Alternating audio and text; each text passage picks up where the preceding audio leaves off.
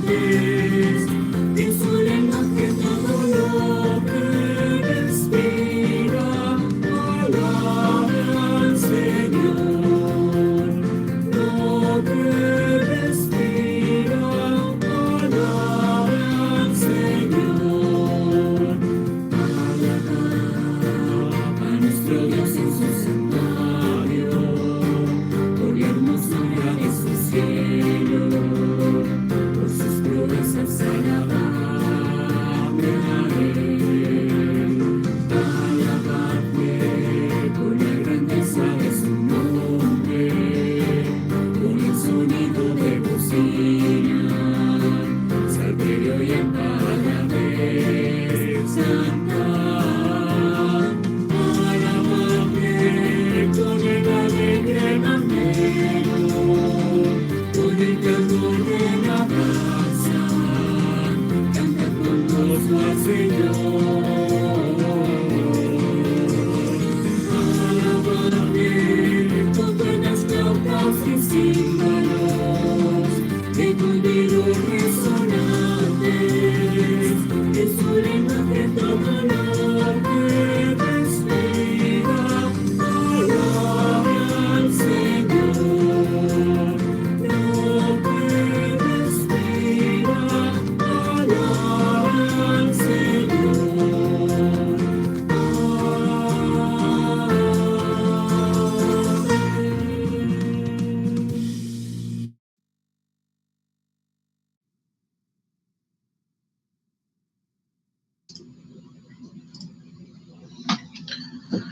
Bueno, muy buenos días, hermanas, buenas noches, hermanas, hermanos, Dios les bendiga.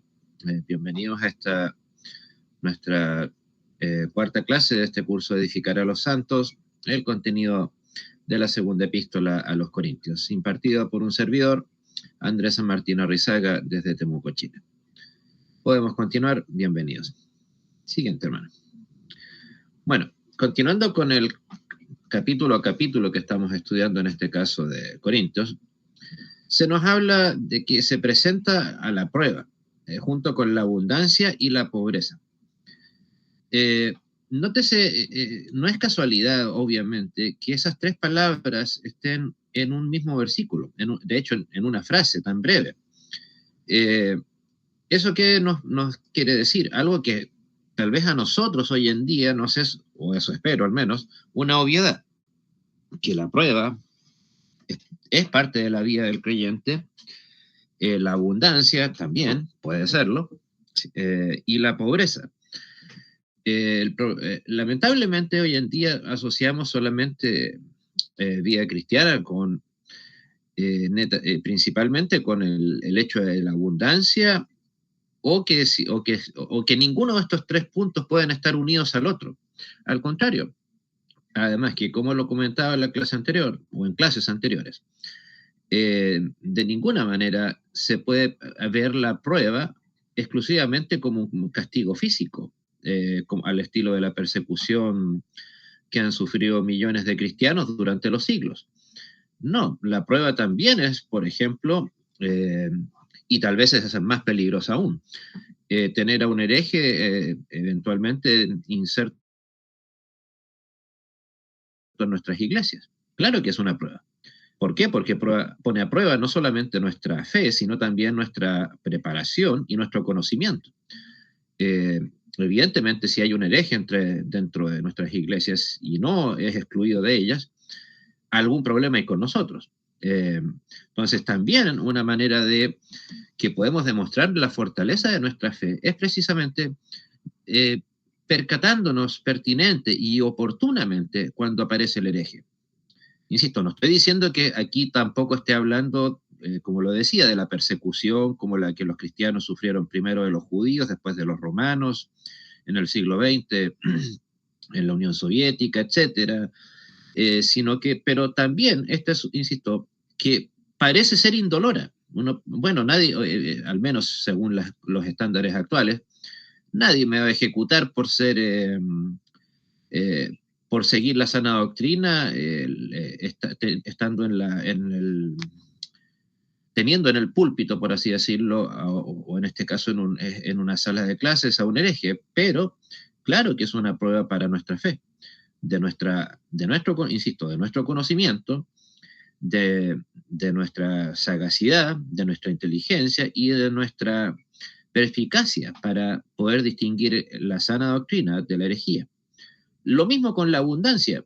En ninguna parte aquí la abundancia, salvo contadísimas excepciones, en la Biblia se habla de la abundancia como si estuviera referida exclusivamente, así como la pobreza, por cierto, refería exclusivamente a un tema económico.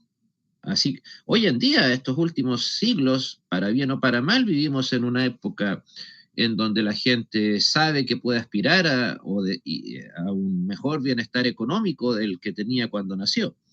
No así en la época de Jesús. Era muy raro lo que se conoce hoy, que es tan anhelado, la movilidad social ascendente, que la gente que nacía pobre dejara de serlo durante su vida. Era muy, muy extraño.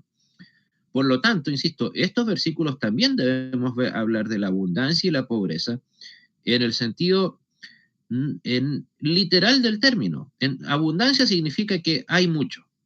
Pobreza significa que falta mucho. Pero, insisto, en ninguna parte esa palabra o esas palabras están unidas al concepto necesariamente económico.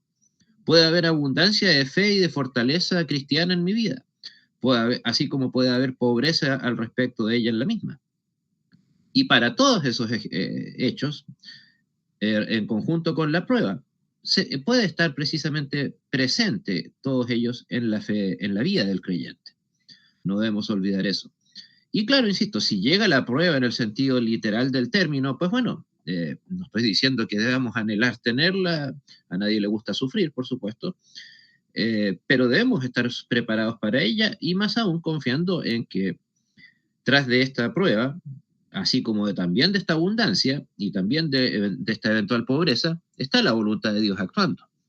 Eso, insisto, es algo que los teólogos o los teólogos, predicadores de la llamada prosperidad, toman muy poco en cuenta, que hay algo más importante que la recompensa económico-material que uno reciba por la fe que tiene, sino que eso, insisto, tras de eso, lo más importante es, obviamente, pero lamentablemente pareciera que hoy en día no es tan obvio, está la voluntad de Dios actuando. Y si esa voluntad de Dios apunta a la abundancia económica, pues bueno, gloria a Dios. Si apunta a la pobreza económica, gloria a Dios también. No, más aún nosotros hoy en día que podemos en gruesas líneas decir que tenemos mejores condiciones de vida que nuestros antepasados, independiente de que no seamos gente de la alta sociedad, llamémoslo así. Bueno, insisto, todos estos pueden estar presentes, estos tres elementos presentes en la vida cristiana. Pero lo que sí abunda, con certeza, según estos mismos versículos más adelante, es la fe, la palabra, entiéndase en este caso la Biblia, la ciencia o el conocimiento, la solicitud, o sea, en el solicitud, digamos, en el sentido de estar solícito, presto, rápido para algo, y por supuesto, el amor. A ver, la fe, evidentemente, son todos estos elementos que usted acaba de escuchar, son plenamente dones de Dios. Pero el que más pasa desapercibido suele ser precisamente el de la ciencia. Hoy en día, que más que nunca tenemos medios, llamemos, no económicos, pero sí técnicos, tecnológicos, para poder aprender, precisamente es la era en donde más se debiese esperar por parte de Dios hacia nosotros, o de nosotros hacia Dios, que tengamos un pleno uso de la ciencia, del conocimiento, de la capacidad de conocimiento de ese don de Dios, insisto, al obtener conocimiento. No es algo a lo cual hoy en día el ser humano en general, obviamente el creyente, pueda decir, no sabía, no tenía cómo saber. Y creo que tan complejo, yo creo que de hecho fue bastante fácil para muchos de ustedes, si acaso tal vez no todos, tener la oportunidad de caer a estar estudiando la Biblia en Mías.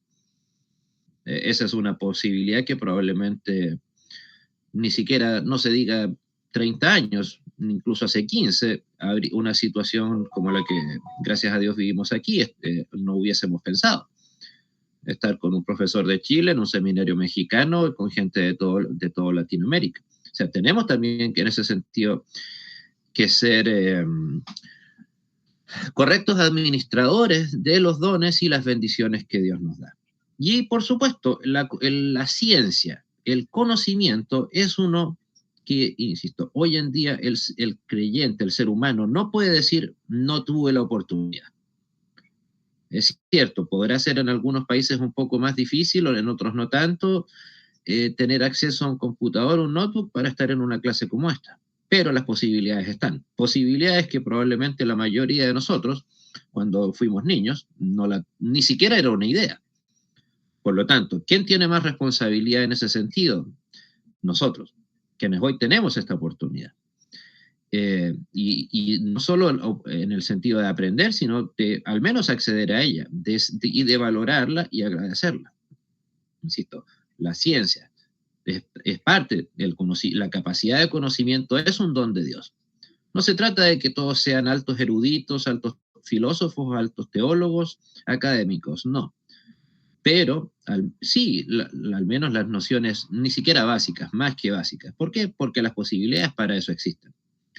Y en este caso, por amor no solamente a nosotros mismos, cosa que no hay nada de malo en ello, sino también hacer correcto uso de nuestra ciencia, comillas, de nuestro conocimiento, para el servicio del prójimo. Y por supuesto, como fruto de eso, debe redundar en la gloria de Dios. y por lo tanto servir y prepararnos para servir a Dios de la mejor manera posible. Por eso es que entonces conceptos como el de la enseñanza, la predicación, la homilética, deben ser tomados tan seriamente, porque si usted no está preparado para uno de esos ejemplos, de esos casos, pues bueno, no se trata de criticarle, pero si no tiene la preparación alguien para eso, insisto, yo en el caso personal de un servidor no me considero un buen predicador. Prefiero cederle esa labor a otra persona. Y creo que todos debemos actuar en ese sentido. Si lo suyo no es la enseñanza, pues bueno, ok, aprenda usted, fortalezcase usted y déjele la enseñanza a los que están preparados para ello. Lo mismo en la dirección de una iglesia. Eso es parte incluso de la tan valorada doctrina que reflotó la Reforma en cualquiera de sus expresiones, el sacerdocio universal de los creyentes. No habla cuando Lutero habló de sacerdocio, no estaba por supuesto hablando de que todos teníamos que ser sacerdotes, sino que los diversos dones que Dios nos da deben necesariamente estar conjugándose para el correcto funcionamiento de la iglesia y por lo tanto la edificación de los santos, como el nombre de este curso lo indica. Siguiente, por favor. Aquí también entra el conflictivo tema o frase de que Cristo se hizo pobre. A ver, es muy discutible el hecho de que Jesús, dentro de su contexto social, haya sido una persona pobre. Hay algunos que, por ejemplo, han acuñado incluso la frase, Dios no solamente se hizo hombre, en el sentido de que se encarnó en una persona como ustedes y como yo, sino que algunos dicen, van más allá, especialmente los de la teología de la liberación, y dicen Jesús se hizo pobre, económicamente hablando. Insisto, no veo mucho lugar para estar de acuerdo con esa afirmación. Jesús, en muchos aspectos, se ve claramente que él estaba lejos de ser alguien que podríamos catalogar socialmente hoy en día como una persona pobre. Por ejemplo, era descendiente de un rey. O sea, dentro de todas las discusiones que los fariseos, por ejemplo, tuvieron con él, jamás se le enrostró que él estuviera, digamos, tomándose para sí indebidamente el hecho de ser un hijo de David, un descendiente directo de David.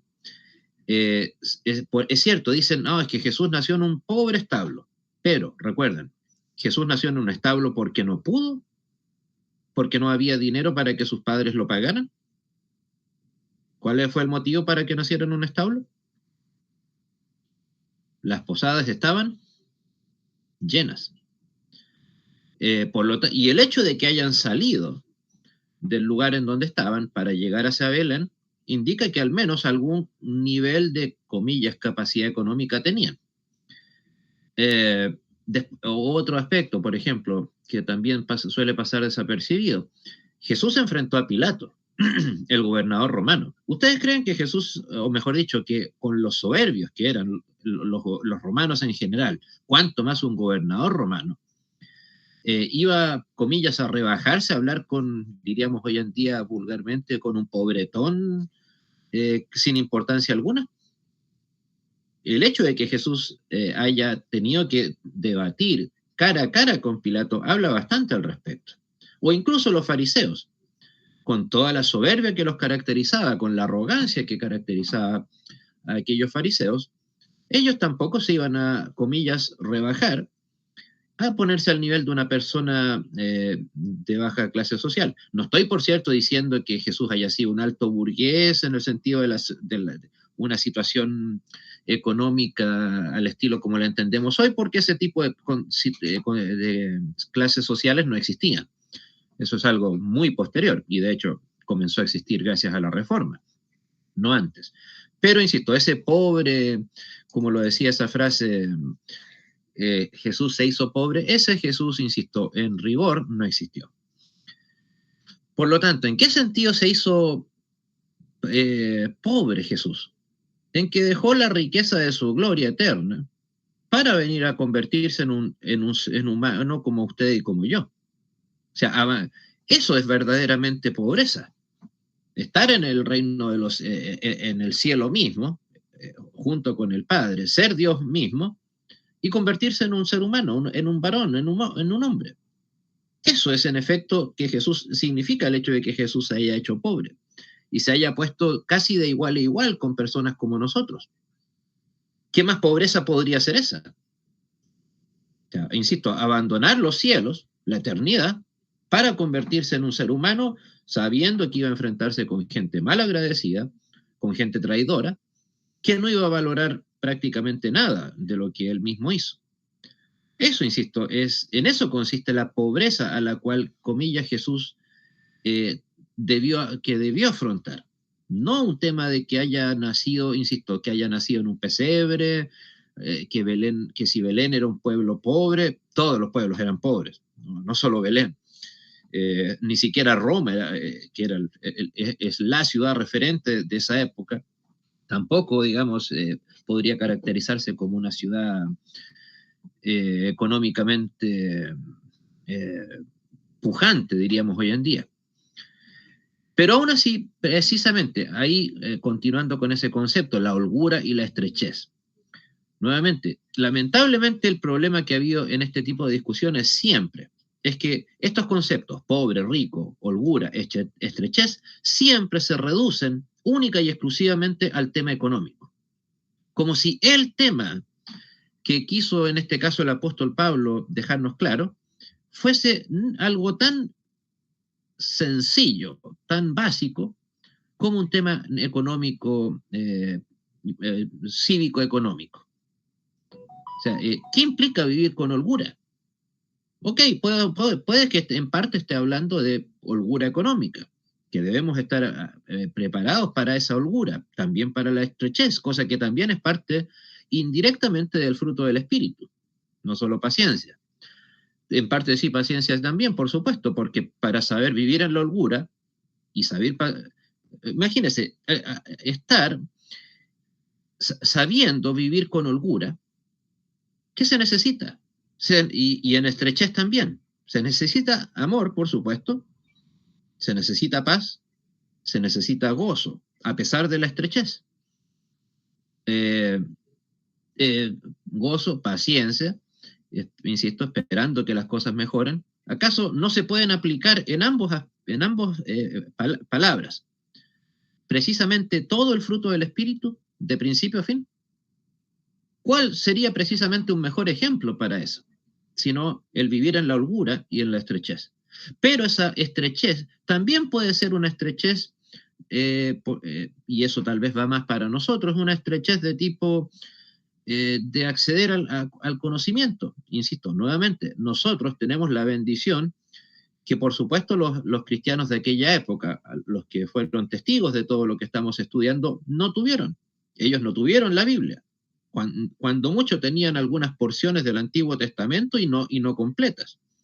Nosotros tenemos el canon completo, tenemos la sistematización del estudio, tenemos alfabetización, tenemos en ese sentido gran holgura.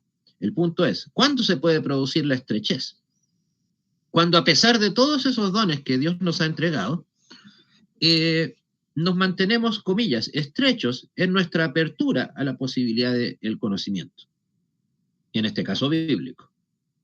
O sea, pensemos, en todo ámbito de cosas, se considera que es valioso el aprender, que el tener una holgura en conocimiento, llamémoslo así, es bueno, y que la estrechez también debemos evitarla. Entonces, ¿por qué va a deber ser distinto en la vida espiritual del creyente, en el conocimiento del creyente?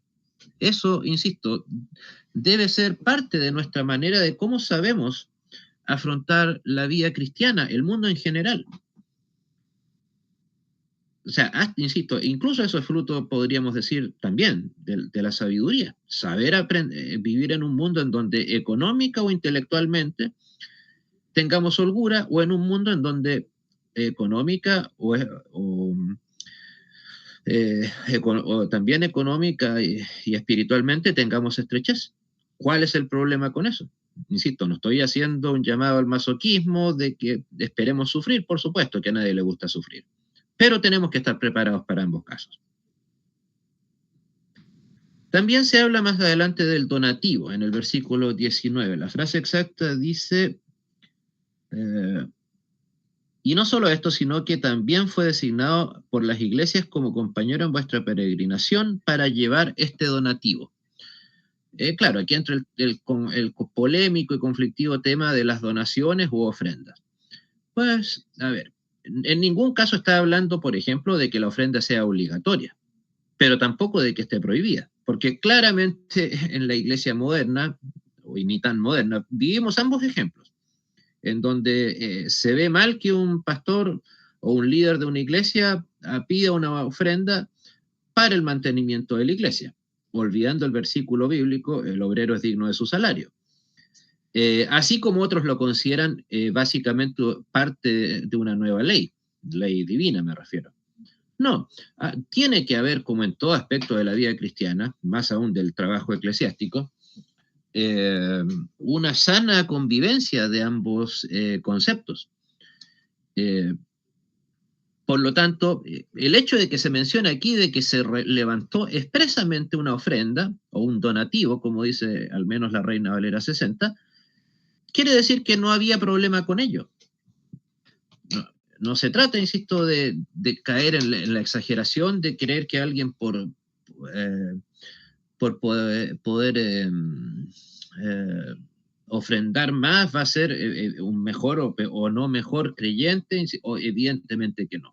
No se trata, la ofrenda precisamente es algo que debe surgir del corazón del creyente y que debe estar de acuerdo y conforme a, ¿por qué no?, una sana iglesia no va a esperar, por supuesto, que una persona que no tenga holgura económica haga un donativo, una ofrenda gigantesca.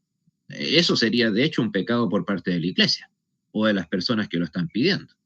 También hay que tener cuidado, insisto, en ir de un extremo al otro, que lamentablemente es una costumbre bastante cotidiana en muchas iglesias. Pero el punto central y concreto es que de acuerdo a este versículo, la ofrenda es algo mencionado como que puede darse. No dice tampoco que deba ser obligatorio, pero tampoco dice, como plantean muchos, de que debiese estar básicamente prohibida. No. Cada persona que done, no solo a la iglesia. Si yo me entero de que mi hermano tiene una necesidad no solo espiritual, sino económica, en la cual yo puedo ayudar a solventar, ¿por qué no voy a poder colaborar en eso? Lo importante, recordemos, no es tanto un tema de cantidad, sino un asunto de disposición espiritual en favor de mi hermano, de mi hermano cristiano amigo. Y recordemos también la ofrenda, si bien en este caso está hablando de una ofrenda económica para el mantenimiento económico de Pablo, también podemos hablar de ofrendar nuestro tiempo, ofrendar nuestros dones, ofrendar nuestra amistad, ¿por qué no? Al contrario, probablemente eso es uno de los dones más bellos que podemos recibir, etcétera. O sea, la ofrenda en el sentido amplio del término, entregar algo al prójimo, y en este caso puntualmente para que ese prójimo sirva a Dios, no solamente es bueno, sino también es, y no me gusta obviamente usar la palabra obligación, pero tal vez un cristiano deber, que, insisto, el cual no podemos criticar. Y por lo tanto, por eso la ofrenda es una de las pruebas de amor en los creyentes. Insisto, si usted no tiene posibilidades económicas para ofrendar algo, pues bueno, no se le puede criticar por eso. Insisto, el pecado sería que se le criticara por no hacerlo. No, y claro, tradicionalmente el típico ejemplo un poco, creo yo, tramposo es cuando se menciona a la ofrenda de la viuda. Pues bueno, ese fue el caso de esa ocasión de nuestro Señor Jesucristo, el ejemplo que dio de la ofrenda de la viuda, pero no podemos evidentemente hoy en día, que las condiciones sociales, económicas son muy distintas a las del Jerusalén del siglo I, esperar que cada viuda pobre o que cada persona pobre que no tenga sustento se quede sin dinero para ofrendarlo a la iglesia.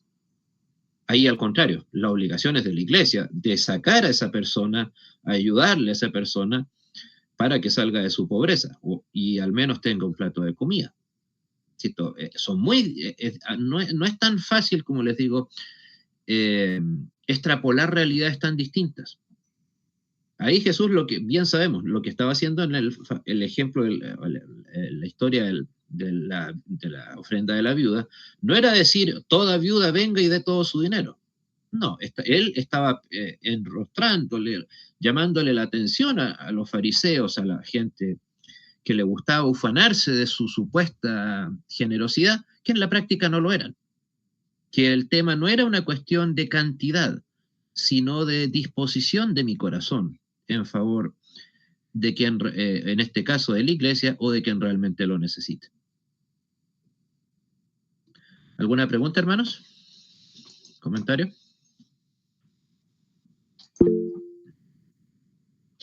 Hermana Lourdes, dígame. Sí, buenas noches, pastor. Dios le bendiga. Muchas gracias. Como siempre, muy edificante los temas. Quisiera hacer un comentario y ver si es mi aporte es correcto. En el sentido de, bueno, el tema central, ¿no? Que estamos viendo, edificar a los santos.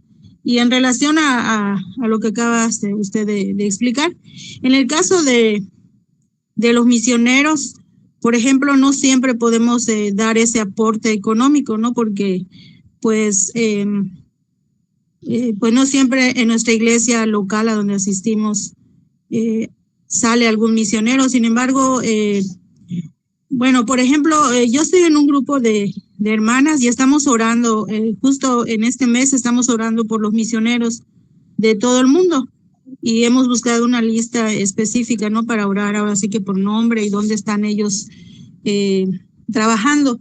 Y como acaba usted de decir, no, esa ofrenda, prueba de amor en los cristianos. Entonces,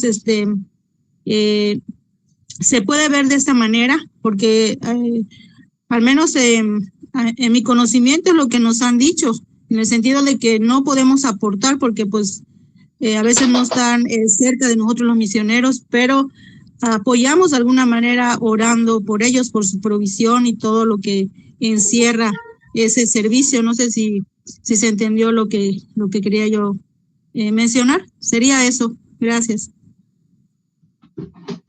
Bueno, nuevamente, el punto es, ¿qué es una ofrenda? ¿Una donación económica exclusivamente? Claramente que no. Sin duda que una ofrenda económica puede ayudar de manera tangible a mantener, en este caso, un misionero. Sin dinero, por supuesto, no se puede mantener a un, qué sé yo, ya sea en el otro lado de tu ciudad o en el otro lado del mundo, da igual. Pero yo ahí apuntaría a la mayordomía. Por ejemplo, es una opinión muy personal, no tienen por qué compartirla. Pero sí me parece, por ejemplo, que es un gravísimo error cuando iglesias que no están preparadas económicamente para sustentar a un misionero fuera de sus fronteras, lo hagan.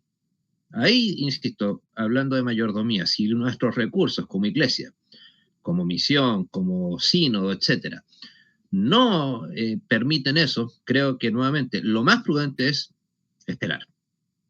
Como en cualquier aspecto de nuestra vida, pues, o sea, a todos nos gustaría tener una casa más grande de la que tenemos, puede que la necesitemos incluso, pero si no estamos en condiciones de financiar esa casa más grande, ¿qué sentido tendría, sino al contrario, ser irresponsables con los recursos que tenemos?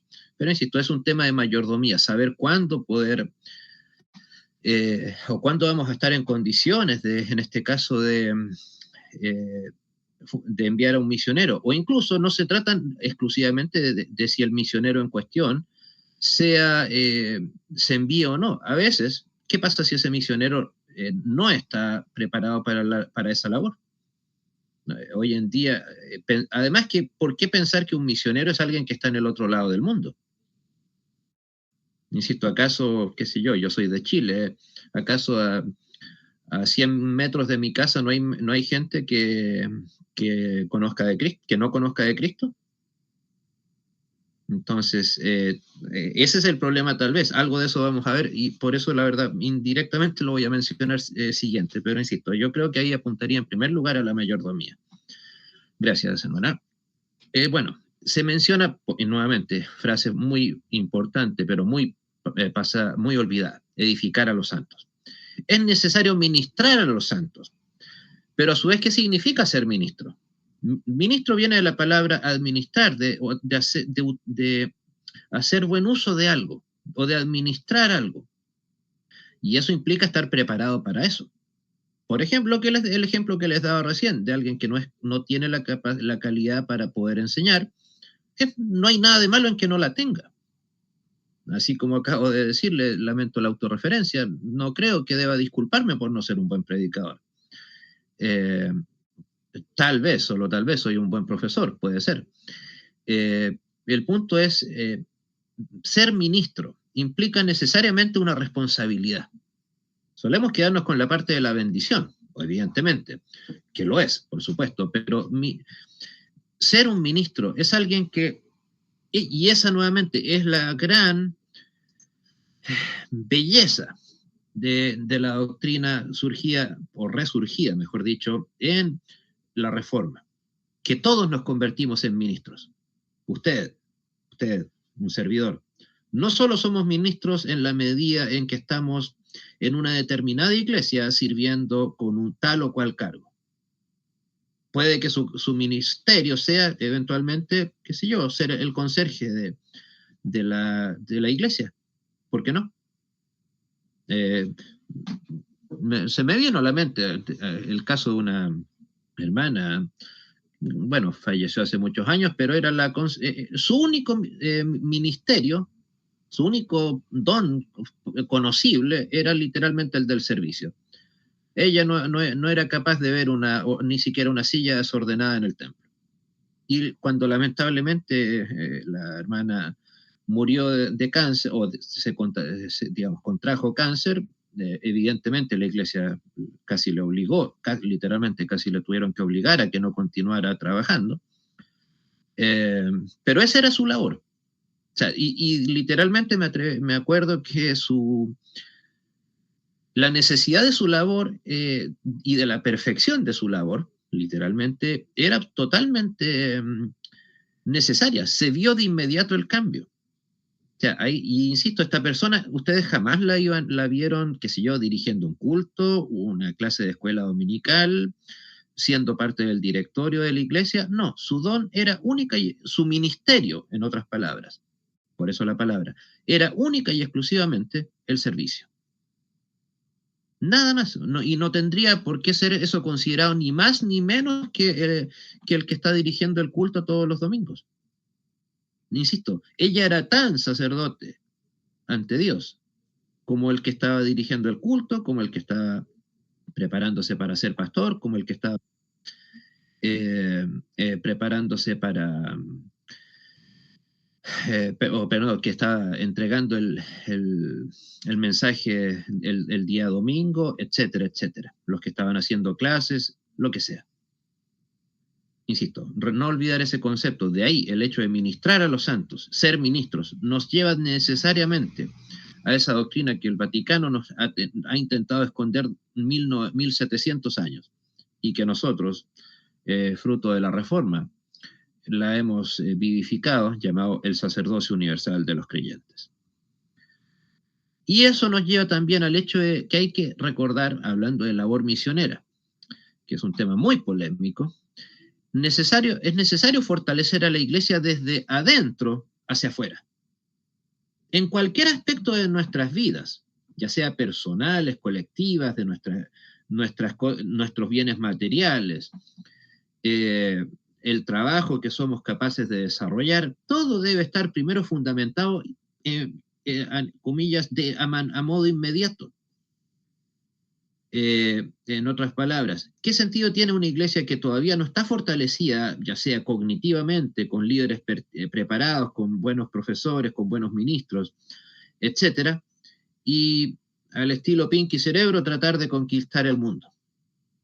Esa fue una oleada muy fuerte que recuerdo que vino en los años 90, en donde prácticamente la única palabra que uno debía juntar en la mayoría de las iglesias evangélicas, tal vez algunos de ustedes lo vivieron, si uno decía, ok, quiero ser pastor, como era el caso mío, ¿y a qué país te quieres ir de misionero? Yo recuerdo que una vez tuve una fuerte discusión con alguien de esa iglesia, no luterana, por cierto, y le dije, ¿Chile te suena? Población Dreves, donde estaba la iglesia en donde me congregaba en aquella época.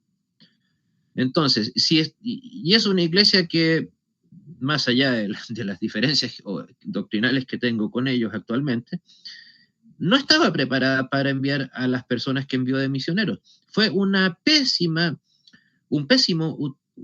utilización de los dones que había en esa iglesia, de los bienes económicos también. Sí, se dejaron de hacer muchísimas cosas. ¿Por qué? Porque había que enviar un misionero, en este caso a Nepal, pero la mayor parte de su tiempo estuvo en India, y lo que más me parecía, o sea, yo a alguien le comenté, me parece raro que se haya ido a hablar a ese país sin hablar el idioma. Y un amigo muy cercano me dijo, no, ese no fue el problema. El problema es que después de 4 años todavía viviendo allá, seguía sin hablar el idioma. Entonces, hay que tomar en cuenta que si alguien se va de misionero, insisto, al otro lado de la calle o al otro lado del mundo, no estamos simplemente enseñándole cuál profesor de asignatura de un colegio, enseñando, qué sé yo, las reglas gramaticales, ortográficas, o matemática, química, etc. Estamos entregándole a esas personas el mensaje de salvación, el mensaje de Cristo. Por lo tanto, debemos ser, ahí sí, obligatoriamente, necesariamente debemos estar preparados para eso. ¿Por qué, insisto, vamos a hacer estas gigantescas excepciones tratándose de la labor de Cristo? No se puede. Y si una persona no está preparada, ya sea incluso emocionalmente, preparada para irse de misionero a otro lado del mundo, no debe ir. Lo lamento, suena fuerte, pero estoy seguro, convencido, de que eso es lo más responsable, no solamente con los recursos de una iglesia, sino también con la labor de la iglesia en sí misma, con el bienestar espiritual de las personas que más adelante le escuchan. Entonces, insisto, esa idea de que hay que conquistar el mundo, como digo siempre, a veces tal vez suena un poco feo, el estilo Pinky Cerebro, conquistar el mundo. Sí, suena bien, pero como dijo la misma Gran Comisión, hasta el fin del mundo, no desde.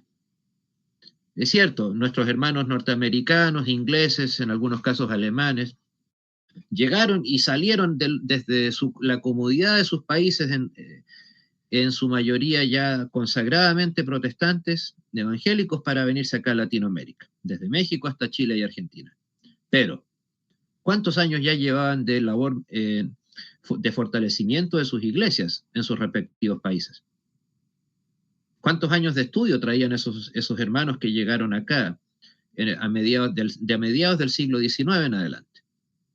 No eran una iglesia que estaba parcialmente iniciando su labor. O sea, los primeros misioneros que salieron desde Europa fueron enviados por el llamado conde Zinzendorf. Y el conde Zinzendorf nació en el 1700, exactamente en el 1700. Y envió misioneros a la India, a las colonias norteamericanas o inglesas, que ahora son Estados Unidos, etcétera. O sea, imagínense, la Reforma o Lutero ya había muerto poco más de 150 años al momento de su nacimiento, y recién ahí, con una iglesia ya, en este caso luterana, pues obviamente también la iglesia calvinista fue mucho más numerosa en esa labor con el tiempo, pero había ya una iglesia cimentada, fuerte, firme, antes de comenzar a salir. O sea, ellos cumplieron en el sentido literal y metafórico el ir hasta el fin del mundo, no desde, que pareciera la afición que tienen muchos latinoamericanos al respecto. Todavía no hemos ni siquiera logrado que nuestros países sean parcialmente comillas, para Cristo, cosa que no tiene nada de cristiano, por cierto. En ninguna parte Cristo nos prometió que un país completo iba a ser para cristiano. Eso han sido falsas profecías que las han dicho muchos de los llamados telepredicadores. Pero, insisto, para pensar en que podemos ir y crear nuevas iglesias en otros lados, insisto, ya sea al otro lado de la calle o en el otro lado del mundo, debemos estar fortalecidos desde adentro primero. No puede haber otra manera. Insisto, es cierto, nos llenan a veces con los ejemplos, qué sé yo, de Moody.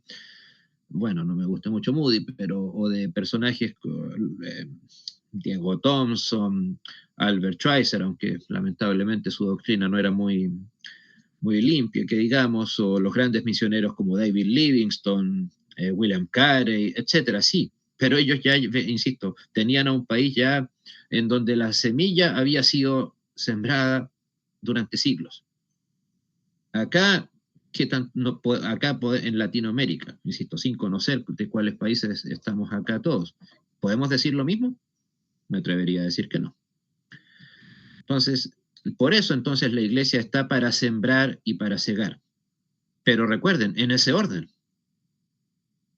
Para poder sembrar, el terreno debe estar ya preparado para eso. Y en este caso, los que debemos estar preparados para hacer esa siembra, entre comillas, como fruto de la labor misionera, debemos ser nosotros. Y no ni siquiera hablo de los que se van de misioneros a otros países. No, también la iglesia en su conjunto debe estar preparada para eso. Incluso, si es que usted quiere invitar gente nueva a la iglesia, ¿acaso va a invitar a su congregación, a su iglesia, a gente para que escuche un mensaje de parte de alguien que no está preparado para entregarlo? Me imagino que no. Recuerden, siempre ese trabajo de lo que hoy se malentiende tristemente como la labor misionera, en muchos casos se produce, ¿por qué? Porque se invierte el orden de las cosas y se hace ese trabajo desde afuera hacia adentro y no al contrario. Siguiente, por favor, hermana. Entonces, cegar es necesariamente fruto de la obra misionera en el sentido en cómo la entendemos hoy, no. Cegar también es plantar la palabra de Dios en el corazón de nuestros propios hermanos en Cristo, en nuestras propias iglesias, sin necesidad de movernos ni 10 metros de nuestras congregaciones. ¿O acaso cuando usted entrega un estudio bíblico a un hermano, no está sembrando para poder cegar?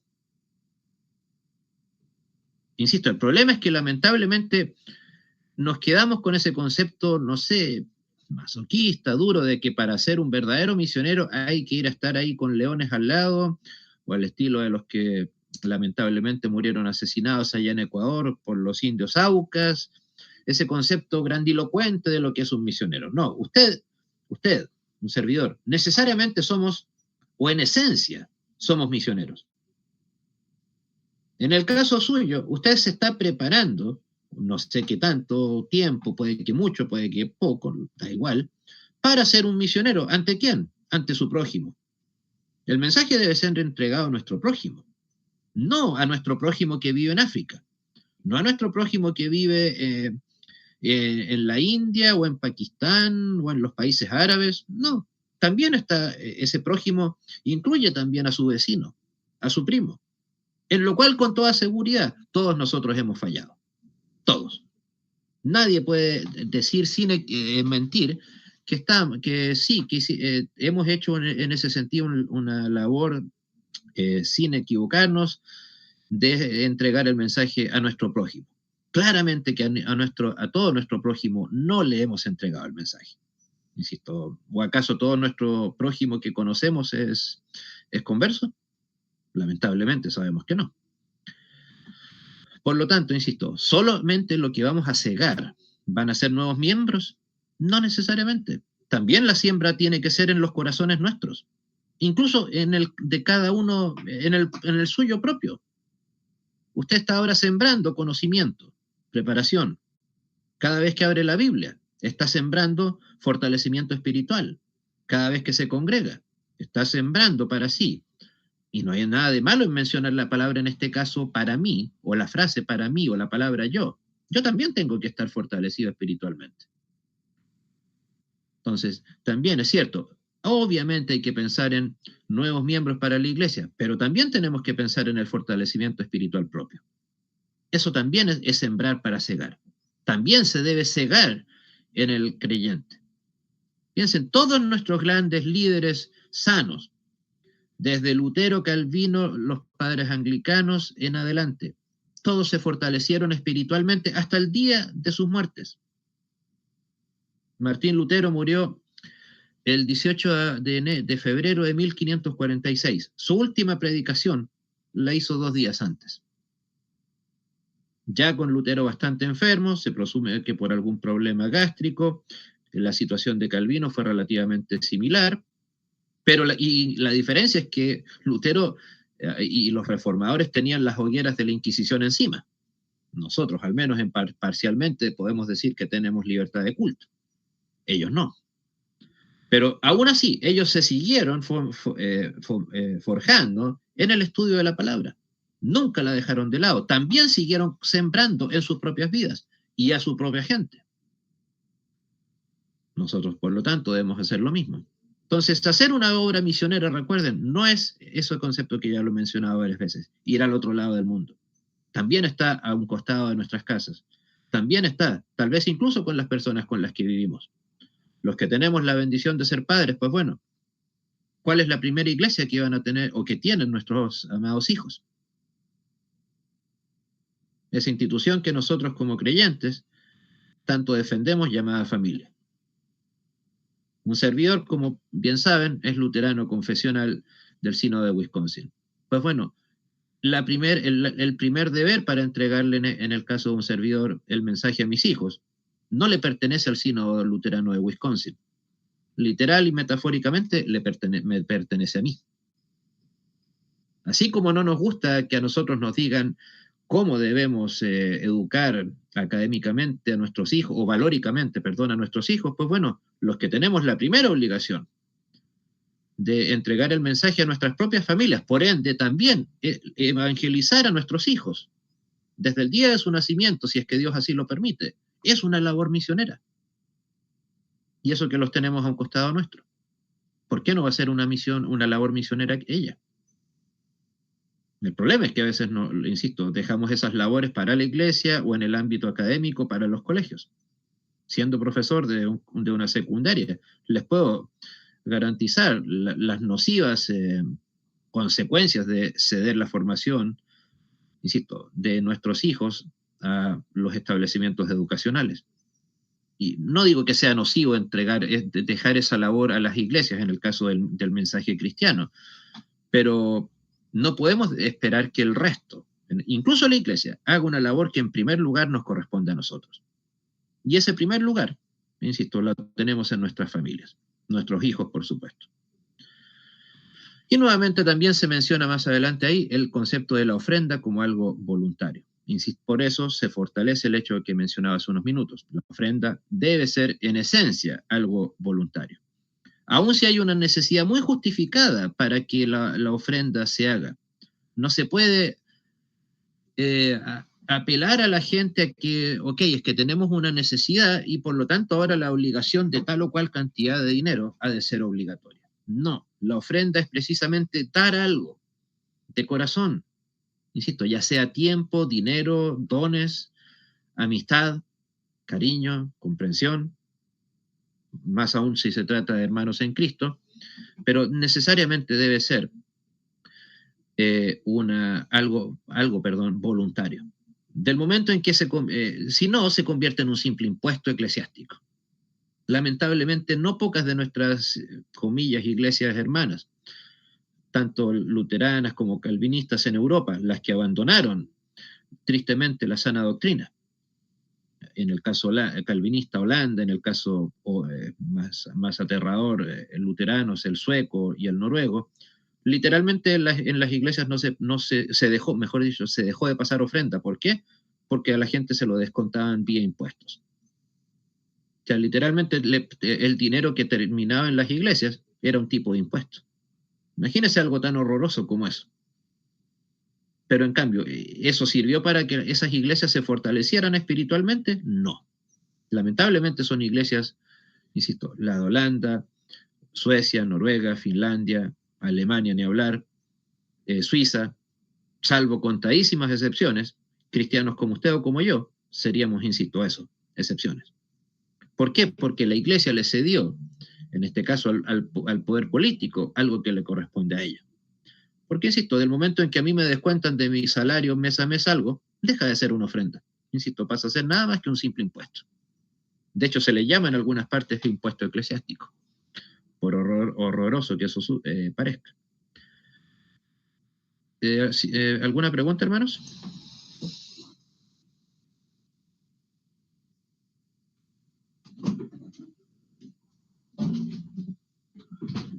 Siendo así, siguiente, por favor. Y bueno, aquí voy a tener que apurarme un poco. El diezmo era obligatorio, pero como parte del antiguo pacto. Y ahí es donde entra la maravillosa diferencia que ojalá cualquiera de nosotros logre saber diferenciarla. Hay un autor luterano confesional, uno de los cofundadores del Sínodo Luterano de Wisconsin, el doctor Karl Walter. En el 1830 aproximadamente fundó, o escribió, mejor dicho, sus llamadas tesis. Y decía en su tesis 1 que la mejor manera de dividir, en el sentido de apartar, no de que una esté en contra de la otra, el mensaje, dividir el mensaje bíblico es a través de la ley y el evangelio. Si lo piensan, no hay otra manera más perfecta de decir que en la Biblia hay tal o cual mensaje. En la Biblia encontramos o la ley o el evangelio. Un versículo o el otro, de una u otra manera, nos van a llevar o a la ley de Dios, por supuesto, o al evangelio. Claramente, bien lo sabemos, la ley ya no sigue vigente. Por eso el concepto que está ahí escrito, soteriológicamente, o sea, para efectos de lo que tiene que ver con nuestra salvación, por supuesto que la ley ya no está vigente. Da igual si es que usted hace un holocausto con un cordero, con un pájaro, ningún elemento que permitía la salvación a través de la ley en el Antiguo Testamento sigue vigente. Especialmente, a pesar de que hay algunos que insisten en que la ley debe cumplirse en el sentido incluso soteriológico, o sea, vinculado a la salvación. Y son los típicos judaizantes, como se les llama, que andan ahí con el Yeshua, con el Shalom, etcétera, como si por decir esas palabras fueran a ser más espirituales que el resto. No. Para efectos de salvación, está única y exclusivamente nuestro Señor Jesucristo entregándonos el Evangelio. Si no, la palabra o aquella hermosa frase, probablemente la más bella de toda la Biblia, consumado es.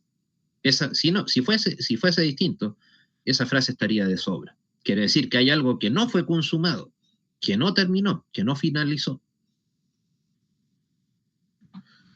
Por lo tanto, la ley solamente, aunque eso es bastante, por cierto, sigue siendo válida para efectos morales. ¿Y qué las podemos reducir o resumir, en esos tres conceptos? La ley como espejo, recuerden, como espejo, ¿por qué? El espejo me muestra quién soy. En este caso, de manera bastante directa, nos muestra que somos unos pecadores ante Dios. Como guía, como es evidente, un tipo de mapa, nos muestra cómo debemos llegar a Dios. Y a su vez nos muestra que es imposible que lleguemos por nuestro propio esfuerzo a Él. Y freno, ¿para qué? Para saber cuándo detenernos. Ya sea, insisto, espiritual o incluso cuando se nos dice que nos abstengamos del pecado, precisamente la ley está actuando como freno, diciendo, detente, cristiano, detente, hijo de Dios. Es cierto, la ley no te va a salvar, pero sí nos muestra el camino a seguir. ¿Alguna duda sobre ese punto especialmente, hermanos? Eso es lo que se le llama tradicionalmente en teología los tres usos de la ley. La ley como espejo, como guía y como freno.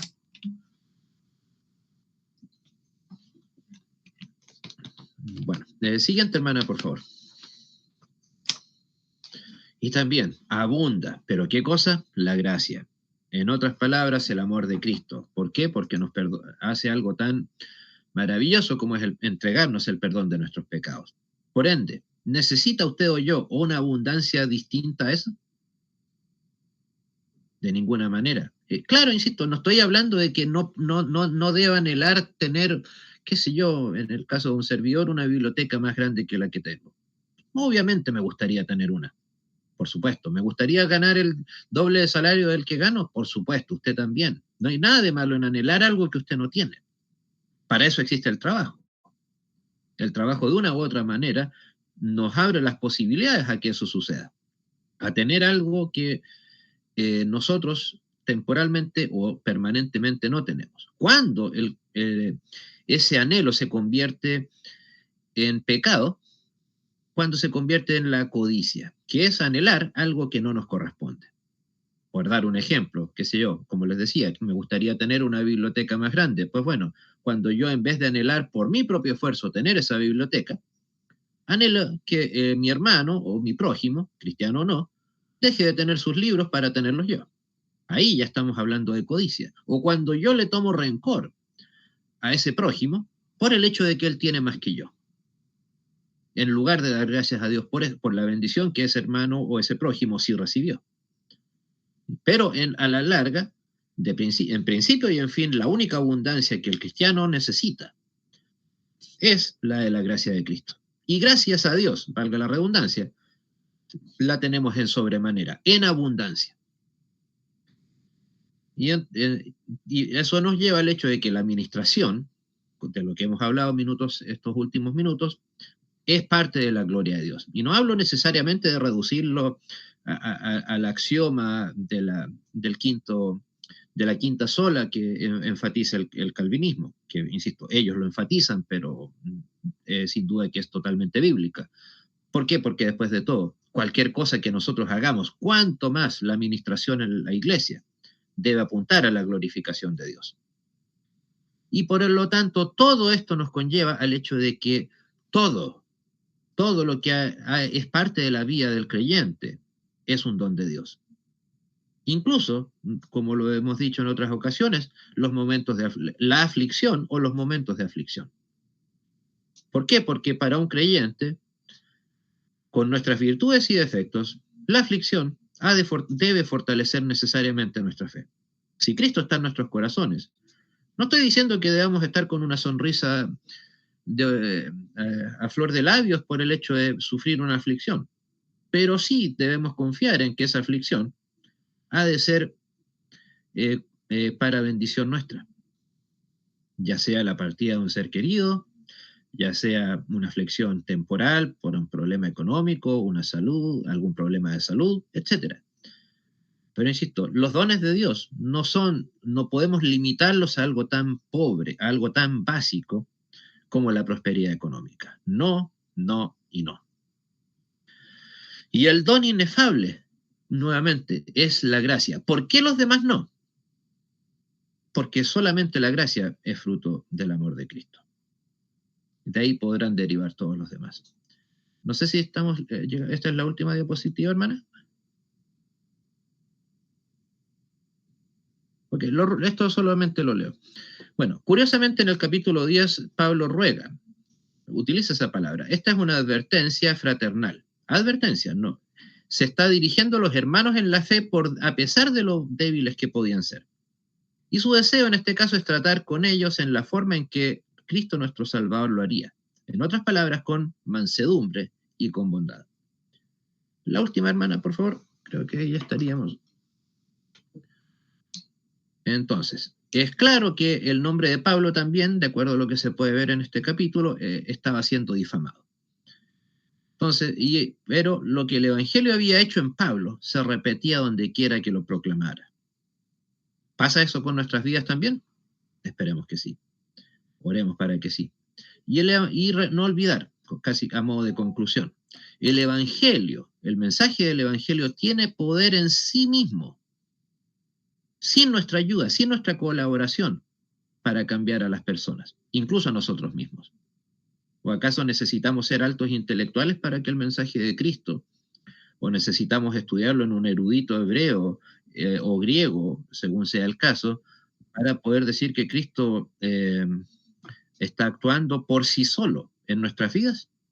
De ninguna manera. Que ese sea el caso de todos nosotros. Muchas gracias, hermana. Suya la palabra. No sé si hay tiempo para preguntas o comentarios.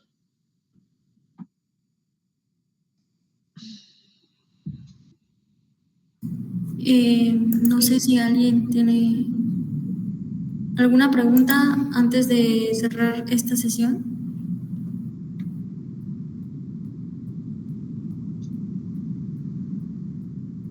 Todo bien, gracias, pastor. Gracias, hermanos. Muy bien. De nada, hermano.